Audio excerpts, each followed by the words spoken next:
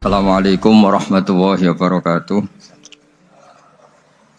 Bismillahirrahmanirrahim. Rabbi shrah li sadri wa yassir li amri wahlul 'uqdatam min lisani yafqahu qawli. Allahumma shalli wa sallim wa barik ala sayyidina Maulana Muhammadin wa ala alihi wa sahbihi ajmain amma ba'du. Ketika manusia mengatakan mampu, sebenarnya ada sekian hal yang manusia itu tidak ikut melakukannya, tidak ikut menciptakannya. Misalnya kue nyupir, supirana enak, punya pengalaman. Tidak kecelakaan karena apa? Nyupir kue enak, mobilku normal. Mobilmu normal lah, wabrak mobil yang mabuk. Apa? Nah di sini ini manusia dituntut, diingatkan terus. Kamu itu butuh Allah, rahmat Allah itu yang melindungi kamu, bukan keahlian kamu, bukan kecakapan. Karena tanpa itu semua tidak bisa. Semuanya Allah. Ya, tapi manusia tadi, gara-gara misalnya tadi mobilnya normal, dia punya keahlian nyupir, terus mengklaim kalau keselamatan dia itu karena hati-hatinya dia, karena mobilnya normal.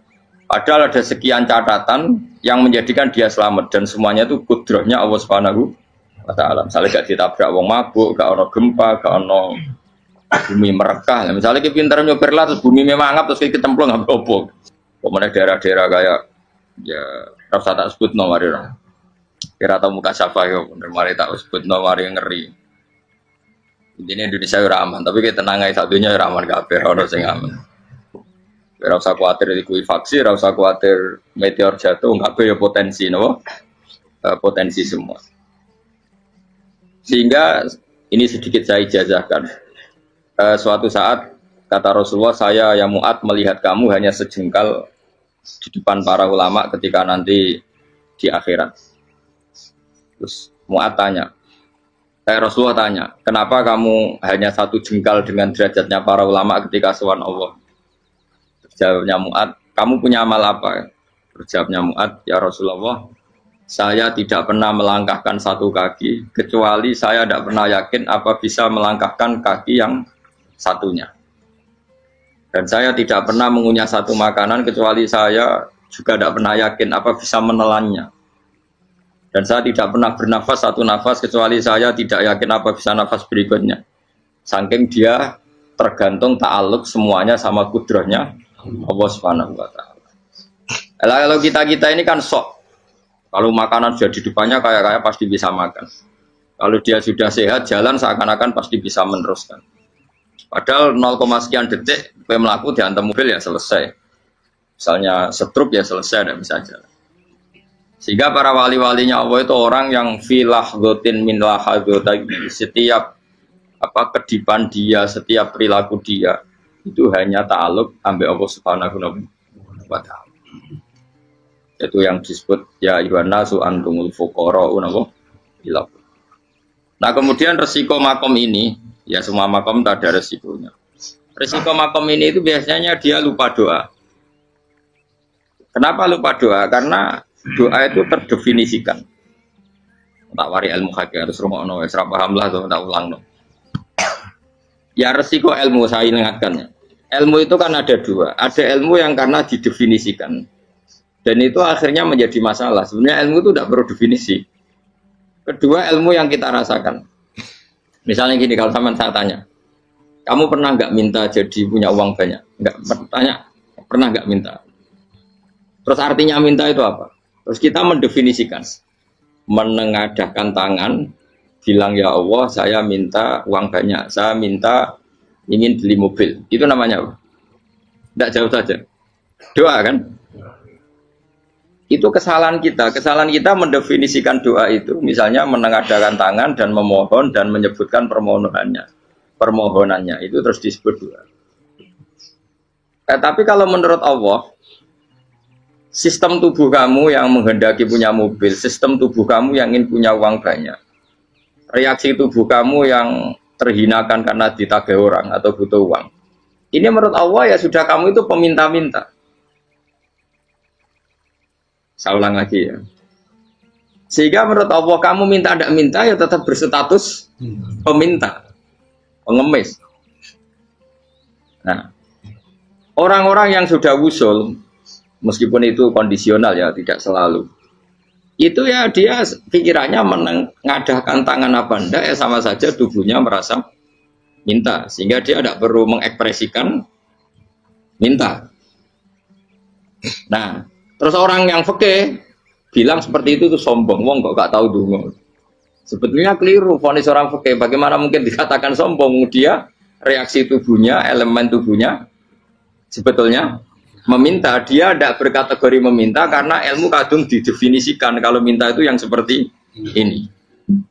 Itu kan lama. Nanti kalau suatu saat Indonesia yang kuasa itu terlalu NU atau terlalu yang tidak NU, lama-lama ada definisi. Misalnya yang dikatakan tahlilan itu apa? Ya bid'ah, Nabi tidak pernah tahlilan. Sahabat gak pernah nahlilin Nabi, malah nggak ngaji Nabi jadi tahlil. Mana nih tahlilan jalukno sepuro mayit, ngaji Nabi jalukno sepuro. Sehingga dengan tradisi itu tahlil itu masuk definisi bid'ah, karena nggak pernah dilakukan sahabat dan para tabi'in. Ya salahnya kamu definisikan. Tapi kalau udah kamu definisikan, sediarani tahlil, ya mau la ilaha illallah. Terus mungkinkah satu bacaan la ilaha illallah dilarang? Wong ra oleh maca kalimat tauhid. Jadi misalnya tahlil iku nafadno kalimat tauhid. Mau ketok orang ora iso dilarang tapi tahlil iku mitung dinane mayit kaya bodho. Sakane kriminal. Enak. Ya sudah seperti itu. Makanya banyak orang salah itu karena ilmu kadung didefinisikan. Nah, definisi itu sebenarnya tidak mengikat dalam banyak hal. Ini penting saya utarakan. Ya karena seperti itu. Makanya itu masalah-masalah besar antara kita dan firqah-firqah yang lain, masalah ahli sunnah, terus masalah yang lain-lain. Memang ya sudah seperti itu. Ya saya ulang lagi ya.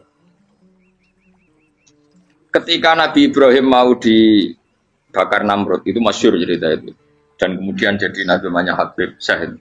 Habib Syahid itu sebetulnya hanya ngutip Habib Abdul Haddad. Jadi syair itu sebenarnya ada di Diwanul Haddad. Apa? Diwanul Haddad. Diwanul Haddad itu syair-syair Abdul Haddad ketika beliau usul, beliau mukasyafah. Terus bagian dinyanyikan Habib Syahid terus jadi populer. Saya ulang lagi ya. Tubuh kita, misalnya kamu lapar, perut kamu kan mereaksi minta makan. Andaikan kamu itu Tuhan, kan kamu tahu bahwa perut kamu itu minta makan. Tanpa kita bilang, ya Allah saya minta makan, Allah tahu kalau reaksi tubuh kamu minta makan. Sehingga orang yang tidak minta pun asal makomnya makom yang ikror, mengakui kalau dia butuh, ya namanya sudah minta. Tapi fikih kadang mendefinisikan sing darane minta itu hanya madhep kiblat terus menengadakan tangan dan sebagainya. Ya sudah kita sebagai orang pengikut ya yang ikuti fikih, yang ikuti tasawuf sebetulnya itu definisi yang sepihak. Sehingga ketika Nabi Ibrahim mau dibakar Namrud, masyhur itu cerita itu.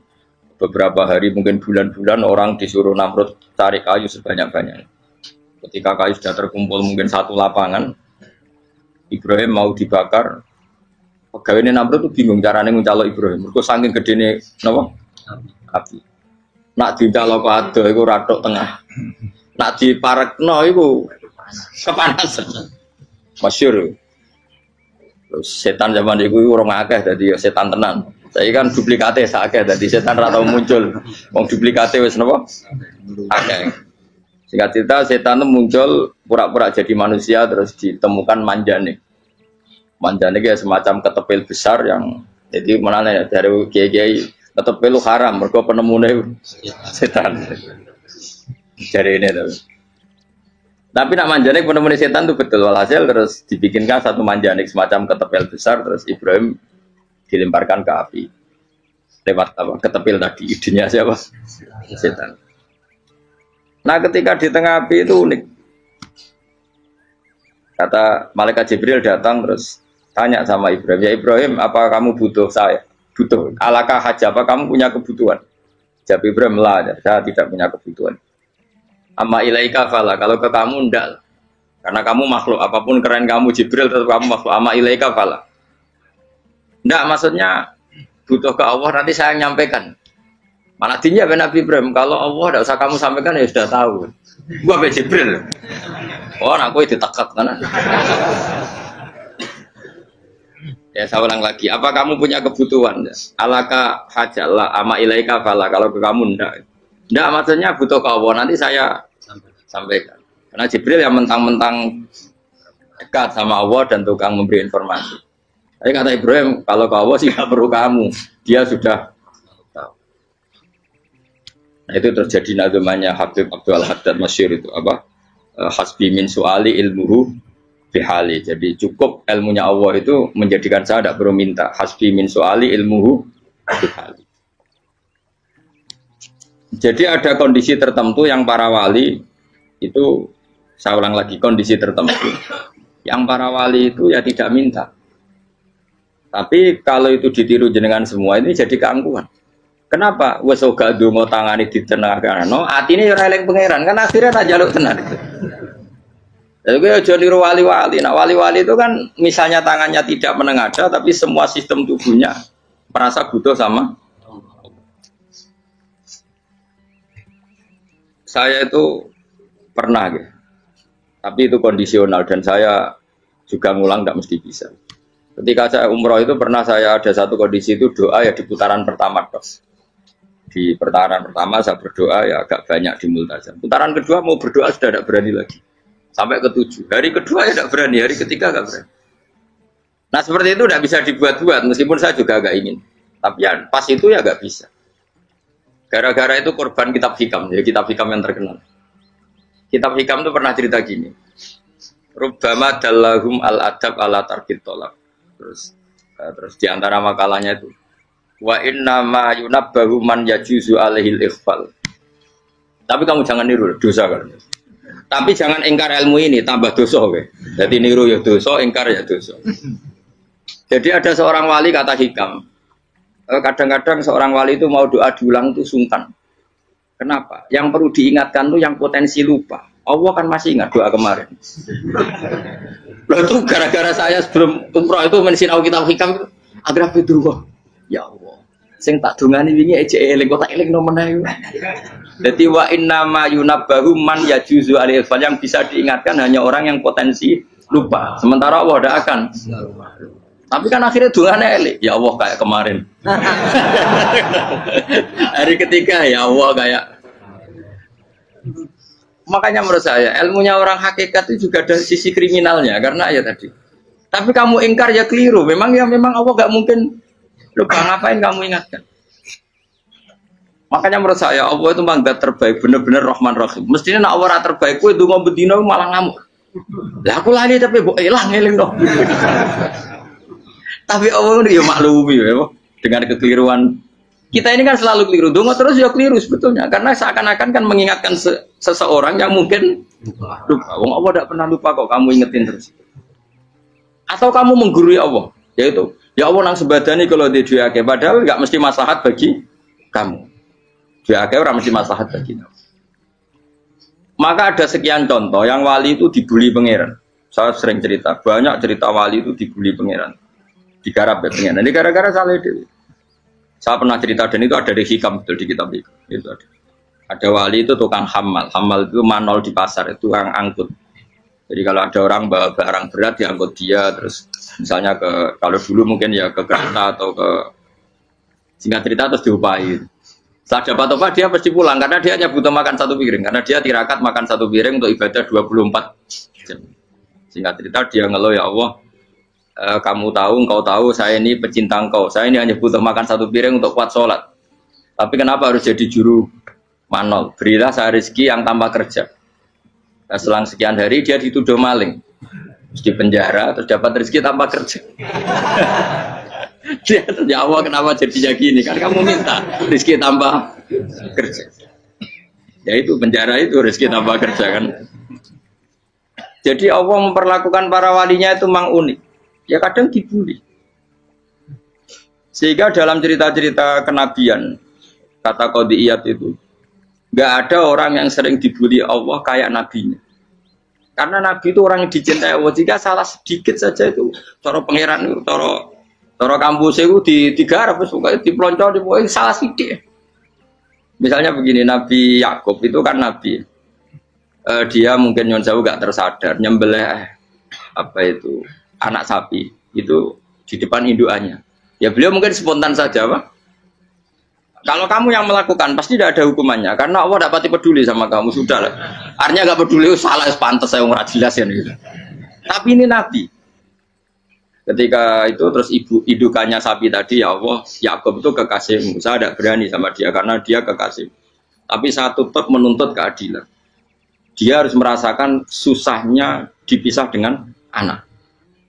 Meskipun dia tidak nuntut rasanya roh anak sebelah, itu tidak ada se-ekstrim itu. Sapinya itu hanya nuntut, ya Allah, dia harus merasakan sakitnya terpisah dengan anak. Akhirnya Allah menciptakan Yakub mengalami terpisah dengan Nabi siapa? Itu kalau kata qadiyat, itu kalau yang melakukan tidak Nabi pasti nggak dibully Allah, dibiarin. Karena Nabi ini yang melakukan. Nah. Terus ini Nabi Yusuf lagi, mana rasa daftar wali berat. Nabi Yusuf itu di penjara itu karena terdolimi apa karena memang dia salah? Terdolimi. Dan ya Yusuf itu Nabi. Nabi Yusuf itu Nabi betul memang benar-benar. Meskipun ganteng dia Nabi. Syaratnya Nabi ganteng kira-kira mlebu. Nabi itu harus ganteng, enggak boleh. Nabi elek ora oleh. Karena Allah izin di kekasih kok kriting elek. Allah itu selera dadi. Kabeh Nabi mesti yang paling ganteng di kaumnya, yang paling nasab. Enggak boleh Nabi kok pesek, kriting, enggak boleh. Tapi kalau sudah jadi orang soleh oleh kan. Tapi kalau Nabi enggak boleh. Nabi Yusuf ganteng. Masyhur kan cerita Nabi Yusuf dengan siapa? Zulaikha. Dan belum ada orang dalam keadaan darurat masih cerdas kayak perempuan. Jadi singkat cerita, ketika Yusuf diajak Zulaikha selingkuh gak mau kan keluar dari kamar. Dalalah kebetulan wa alfaya sayyidah rajal. Itu si Zulaikha tadi spontan langsung bilang, wahai suamiku, apa hukuman orang yang ingin menodai keluargamu? Itu wong wedok. Padahal dia agak terencana, dia pun gak bayangkan kepergok suaminya. Itu dalam keadaan kepergok itu masih cerdas. Suamiku, apa hukuman orang yang mau menyelingkuhi keluarga Anda? Singkat cerita suaminya murka, terus Yusuf di penjara, terdolimi. Ketika di penjara, kemudian Yusuf punya keahlian mentakwil apa? Mimpi. Kan tadi suaminya Zulaikha itu tidak sampai raja ya, kira-kira PM atau menteri. Raja itu punya mimpi yang bisa nakwil itu hanya Yusuf. Singkat cerita, terus utusan raja datang ke Yusuf dan takwilan Yusuf terbukti benar. Tapi Yusuf ini seorang nabi, seorang lagi Yusuf seorang nabi dia, tapi ya manusia. Bilang gini ke utusannya, coba bilangkan ke raja kamu, di penjara ini ada orang yang di penjara secara terzalimi, yaitu saya. Tolong laporkan ke majikan. Itu Allah tersinggungnya itu bukan main. Nabi kok lapor makhluk. Itu tersinggung. Nah, kowe kan gak piye. Kowe ngajono proposal ya ora piye. Wis pokoke Allah kowe ora piye. Wong sumpen swargane ya ora langsung wae ngono pokoke kira-kira kan sudah tidak perlu ditegur. Makanya fa'an sahu syaitanu dzikra rabbi fala bisa fi sijni bid'asin. Maka Allah mentakdirkan utusan raja tadi itu lupa melaporkan peristiwa Yusuf ke raja tadi. Sehingga raja enggak pernah dengar kalau ada orang di penjara karena Allah tersinggung. Wong kowe ku nabi kok lapore ambek penguasa. Ngono tok iku wis Allah tersinggung. Karena dia nabi, enggak boleh nabi lapor makhluk. Jadi Allah itu dengan nabi itu sangat-sangat sensitif. Sangat-sangat sensitif. Ya begitu. Terus kita terkenal, meskipun ini enggak ada di Quran, Nabi Musa. Nabi Musa itu pernah sakit gigi. Karena dia mentang-mentang kalimullah, orang yang sering komunikasi dengan Allah, minta ya Allah, tolong tunjukkan obat gigi saya itu apa. Dan ini sama Allah dikasih tahu. Kamu ngunyah suket ini, gitu. rumput ini kamu kunyah, nanti pasti sembuh. Karena resepnya dari Allah ya pasti mujarab, kan enggak ke dokter. Sehingga tidak dikunyah terus sembuh. Suatu saat dia sakit gigi lagi, enggak konsultasi lagi karena masih punya resep tadi, kopian apa? Resep. Dia datang nyari suket yang sama dikunyah tambah sakit. Tanya sama ya Allah ini kan resepnya yang sama, kenapa tambah sakit? Kata Yusuf, kata Allah, kamu itu kekasihku. Ora nak sing ngobati ku aku ra suket sembrono. Semenjak itu Yusuf Nabi Musa enggak pernah taruh resep lagi sudah. Andaikan tuh kamu, pasti Allah juga enggak tersinggung. Makanya kata qadiyat, kenapa para nabi sering ditegur itu bukan karena Allah murka. Nabi itu beda. Jadi kesalahan kecil atau apa-apa yang menurut kita ada salah itu untuk nabi salah. Makanya di ahli sunnah ada kaidah apa? Mimba bihasanatil abror sayyi'atul muqarrabin. Pernah dengar kayak apa? Mimba bihasanatil abror sayyi'atul muqarrabin. Sesuatu kalau dilakukan umumnya orang itu hasanah atau kebaikan, tapi kalau dilakukan para nabi itu salah. Karena apa ya? Saking dekatnya dengan Allah. Saya ulang lagi apa? Mimba bihasanatil abror sayyi'atul muqarrabin. Jadi nabi itu beda. Nah, para nabi itu orang-orang yang mengalami fikir yang doa resmi kayak siapa tadi? Definisi fikir ya sering. Kayak definisi orang tasawuf yang sering. Sehingga ketika Nabi berdoa ya memang secara disiplin ilmu yang namanya berdoa ya minta Allah dengan mengadakan tangan. Ketika enggak berdoa karena Nabi sadar Allah tidak perlu diingatkan lagi, pasti masih ingat. Gitu. Jadi dua-duanya benar terus. Makanya Nabi itu lam yazal fitaroki, Nabi itu selalu naik derajatnya. Karena pas minta ya benar, pas tidak minta ya. Kalau kamu turun terus. Pas minta itu karena tomak kamu, hadun nafsi kamu, serakah kamu, tapi nggak tahu diri pantas taura dengan permintaan. Kayak gue misalnya jongo jadi wali, iso Allah tersinggung. Bocah atau tirakat atau dia harus jadi wali. Tapi gak dongo ya Allah tersinggung. Kere atau dongo. Jadi orang kalau tidak wali itu sudah keliru terus. Jadi gue di sepuro, tapi tak kira itu akeh. Ya jajal gitu ngajak wali kok Sabtu kok dirjelang. Kira-kira Allah tersinggung ngapa nyembah. Kira-kira tersinggung. Tapi misalnya kira tahu dongo kepengen kau Imam Syafi'i, apa yang tersinggung? Bocah ora di idola. Terus piye Gus? Ora piye kadung salah biasa wis. Wis bakat salah no. Bakat salah. Ini dongane sing gampang ae mesti bener Rabbana dzalamna anfusana wa lam taghfir lana wa tarhamna lanakunanna minal khasirin. Saya pernah punya kitab dan kitab itu menurut saya luar biasa. Bahkan ketika adu bully itu, adu cara mahasiswa itu kayak pelonconan itu. Nabi sama Nabi pengiran gitu dan itu sekali yang satu salah melakukan disiplin ilmu pengiran itu degradasi dan Allah memang mengancam gitu kalau kamu melanggar ini la biton namin diwanin nubuah nanti la amkuan namin diwanin nubuah kamu saya hapus dari buku kenabian. Tes-tesannya ya lucu misalnya begini kata Nabi Musa kan ditanya ketika dia khutbah ditanya orang siapa orang paling alim ya Nabi Allah. Sekarang orang paling alim itu siapa? Nabi Musa jawab, saya kan. Ya itu Allah tersinggung karena wong kok mletene ngono. Tapi andai kan Nabi Musa kok jawab Fauzi itu salah, tambah salah meneh. Tahun enggak Ruhen, malah salah meneh. Tapi jawab Musa ya salah. Saya Gusti, saya kan. Orang paling alim siapa? Saya. Allah memperingatkan Musa, ada seseorang yang lebih alim ketimbang kamu. Coba kamu harus ketemu dia. Ketemu dengan cerita ketemu Nabi siapa? Khidir. Terus dalam 3 sesi ini 3 babak ini buli-bulian. Nabi Khidir itu dalam 3 babak ini selalu kelihatan salah. Di antaranya adalah cara sekarang ya mungkin di gonjak sepeda motor atau perahu kalau dulu yang menggratisi dia numpangi sepeda motor malah spionnya dicopot. Spionnya dicopot dirusak. Tapi Musa kan sudah digratisin malah rusak yang motornya yang apa? Menggratisin. Nabi Khidir masih tenang. Kamu tidak paham. Jadi Nabi Khidir mesti tidak kamu tidak paham. Itu kata Syurrahul Hadis termasuk Ibnu Hajar Al-Asqalani bilangin. Setelah itu kedua membunuh anak kecil. Musa tambah marah. Anak yang belum punya dosa kok kamu sampai 3 kali ada 3 peristiwa. Itu kata Syurrahul Hadis. Andai kan Musa kok diam tidak protes, maka dia akan disalahkan Allah. Karena dia berarti membiarkan kemungkaran di depan matanya tanpa reaksi. Jadi sebetulnya ketika Musa berontak itu Nabi Khidir, Nabi tenan gitu. Jadi itu kan unik. Tapi berontak itu disalahkan. Jadi angel sandi tes-tesan jadi Nabi itu ya angel. Misalnya kok Nabi Musa itu kayak model santri Jawa Timur. Nabi Khidir salah, nggih nderek mawon. Ya ora nabi jero barang mungkar. Menengae. Berarti yo nabi goblok ngono kira-kira. Makanya memang Musa harus konsisten seperti itu, harus demo terus. Kayak saya misalnya sebagai kiai fikih, kiai ya harus seperti ini cara mulang saya. Enggak boleh saya misalnya terus anut mulang terus tawadhu semeneng itu ora karu-karuan. Jadi andekan Musa kok tidak protes itu malah salah. Ya memang harus.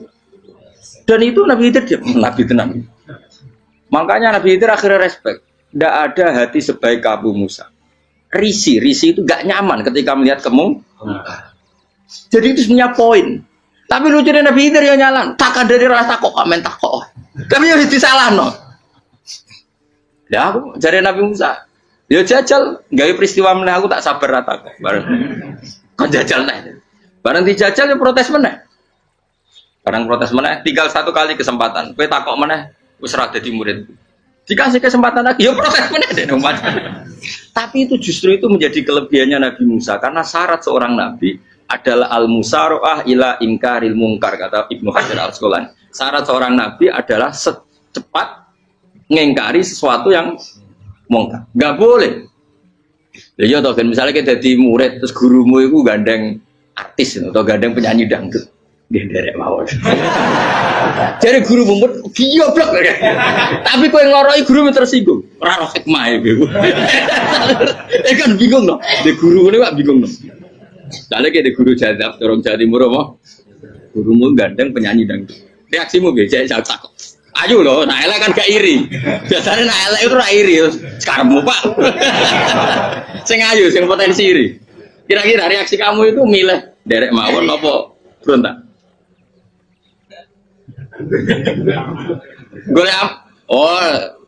Nak gurumu wong alim, mesti nak pasti meneng. Muridku gila, gak sensitif. Roh barang mungkar dilakukan di depannya kok tidak reaksi, tidak protes, geblek tenan. Tapi lucunya guru mau nak protes ya, gak luwe akhlak gitu. Guru lagi senengnya kok ora oleh. Nah Nabi itu kan bully-bulian. Jadi Nabi Khidir dengan Nabi Musa itu tebak-tebak. Karena dua orang ini sama-sama kekasih Allah. Itu Nabi Musa justru barokahnya itu dia tidak pernah kelasmennya di bawah Nabi Khidir. Semua ulama sepakat kelasmennya Musa tetap di atas Nabi Khidir. Sehingga yang berlaku ya tetap ilmunya Nabi Musa bahwa membunuh anak kecil tidak boleh, merusak perahu milik orang lain tidak boleh. Karena Allah tetap lebih respect dengan ilmunya Nabi Musa. Nabi Khidir tetap ilmunya nggak dipakai, meskipun dia disebut hakikat. Karena ilmunya Nabi Khidir ngani ngoyo wong ape mutusno ngenteni nginceng loh mahfud. Lah sing iso iku sapa? Barang ra mungkin kok. Makanya Nabi Khidir terakhir menutup kalimatnya wa ma fa'altuhu an amri. Dzalika ta'wilu ma lam tasbi alaihi sob. Aku dhewe nglakoni ini ya ora roh, wis ditakdir nglakoni ngene wae. Dadi Nabi Khidir ya ora paham. Jadi wa ma fa'altu an amri itu terakhir kira-kira artinya saya sendiri tidak melakukan ini karena inspirasi saya sendiri atau keputusan saya sendiri. Tahu-tahu saya ditakdir melakukan. Karena pas itu Nabi Khidir disetting semuanya dengan ilmu hakikat. Yaitu bayi tadi memang kutiba kafiron. Kutiba kan apa? Kafiron. Memang dia nanti kalau umur nganti tua ditakdir mati kafir. Daripada mati kafir nanti ya sudah mati sekarang. Tapi nggak mungkin kan ada syariat daripada soben beling pateni kecil. Ora ono syariat, tetap ikut Nabi Musa. Makanya kata Ibnu Hajar Al-Asqalani itu uniknya Allah sama para wali-walinya. Wali ku klirullah itu tuh disenengi pengen. Terus pengenan nabi-nabi ini yo kecil-kecil yo panjenengan wong. Terus keempat kan. Tadi kan saya punya contoh 3, ini contoh keempat, ini terakhir. Akhirnya kok ilmu merah cukup tetap malah bingung enggak. Nabi itu minggat itu boleh enggak? Tanpa pamit, minggat itu pergi enggak pamit itu boleh enggak? Enggak boleh. Rasulullah meskipun kayak apa disakiti di Mekah itu enggak pernah minggat, enggak pernah hijrah. Saya ulang lagi, karena butuh izin. Tapi Allah pernah punya kekasih yaitu Nabi Yunus. Nabi siapa? Yunus. Itu Quran meredaksikan ya abako. Abako itu terjemahnya apa? Minggat. Kalau pergi itu dahaba. Tapi ini Allah meredaksikan itu abako. Abako itu ya minggat. Nabi Yunus itu dakwah di daerah Nainua. Ya, Nainua itu ya Babylon sana. Kampungnya namanya Nainua. Ya daerah Babylon. Babylon itu kalau di geografis modern ikut Irak. Ikut mana? Irak. Jadi Kufa, Basra, Babylon. Terus siapa itu yang ngalahkan pasukan Yahudi dulu itu Buktanasor, Hebuket, Nazir itu ikut mana? Babylon apa? Babylon. Bama unzila alal malaka ini di Babila Harut Amar. Makanya kalau ulama-ulama melihat Irak kacau sampai sekarang itu tidak kaget. Irak itu ardun mal'una kalau di kitab-kitab. Bumi yang memang sudah terlaknati mulai dulu. Sehingga ketika ada kasus Saddam Hussein sekarang itu ulama tidak kaget. Zaman Rasulullah Sugeng itu Irak itu termasuk sudah bumi yang guna ka'azala. Jadi di sana pasti banyak fitnah. Fitnah pertama yang dicatat sejarah adalah Mautul Hussein. Apa? Kabudutnya Sayyid siapa? Hussein di Karbala. Era Imam Syafi'i adalah zaman mifnah. Ulama dibantai karena dipaksa mengatakan Quran apa? Makhluk. Terus konflik-konflik sampai era Saddam Hussein terus era sekarang jadi. Nah kita ini ulama sebenarnya tahu tarikh itu. Tapi di era modern kan dianalisis karena campur tangan ini itu ya sudah lah. Sebab goblok pun daripada ngebantah-bantah olahraga. Ibu goblok, ibu pinter. Sekarang kan analisisnya kan, wah ini ada campur tangan pihak ketiga diciptakan nih saunu ini. Ya kalau intelijen harus ngomong seperti itu. Kalau kita seperti ulama memang dari dulu dicap Nabi hunalika az-zalasil wal fitan. Saya teruskan. Nabi Yunus itu dakwai kaumnya itu lama sekali dan tidak iman. Nah semua nabi kalau kaumnya tidak iman itu diberi hak Allah ngancam akan adanya azab. Apa? Ngancam akan adanya azab. Nabi Yunus ngomong gitu terusin. Nanti kalau kamu tidak iman itu pasti kena azab. Anggap saja dia ngancam gitu sudah berbulan-bulan. Singkat cerita, azab baru tinggal 3 hari lagi. Ayo nang iman, tinggal 3 hari lagi. Ya kira-kira dia ngomong misalnya Ahad, berarti Ahad, Senin, Selasa. Atau kamu milih Selasa, ya Rabu, Kamis. Singkat cerita Ahad itu dia gak kuat. Wah semuanya kurang telung dino kaumku tetap orang iman. Mangkel asal, minggat deh. Mau ingat ya, jadi mau minggat kan gak punya tujuan. So asal pergi jauh saja. Ada perahu, sekenanya dia naik saja. Namanya minggat nih. Kalau bawa bekal terencana, bawa visa paspor kan plesir namanya.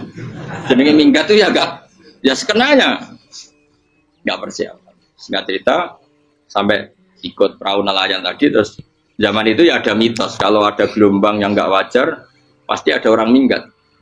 Terus ditanya siapa yang minggat, Nabi Yunus kan orangnya jujur saya katanya. Ya sudah yang minggat harus dicemplung gitu. Ya, terus ada yang agak baik ya jangan gitulah. Ini kan kita semua butuh selamat. Dudi dulu. Terus Dudi satu lagi ketemu Yunus. Coba mungkin salah udahnya Dudi lagi ketemu sampai 3 kali ya ketemu Yunus. Makanya fasahama fakana minal mudhadis diuji dia kalah kemudian tenggelam. Fal taqamahul khutu wa huwa mulim. Terus dia diuntal ditelan oleh ikan nun. Di situ ikan nun digambarkan saking besarnya itu. Dan ini uniknya Allah sama kekasihnya. Sudah Allah menyalahkan tapi unik. Ikan ini kan itu sama Allah dikasih instruksi. Kamu nggak boleh makan dia. Dia kekasih saya. Terus ketika di tengah di perut apa? Ikan dia kegelapan terus Nabi Yunus cita-citanya satu ya Allah kalau saya sumpah kiri saya tidak bisa baca tasbih karena sama Allah disulap perut ikan itu jadi masjid jadi dia di dalam perut ikannya santai saja tetap wiridan santai fana ada fi dzulumati alla ilaha illa antas fanak ini kuntum nadzal ya dia santai aja wiridan karena perut ikan bagi dia adalah masjid ya dia disalahkan Allah karena abako tadi minggat hijrah tanpa pamit. Tapi juga dibela-belain Allah, ikan tadi tidak boleh nelan. Ini perlakuan Allah sama orang yang bikin. Tapi karena dia Nabi uniknya apa?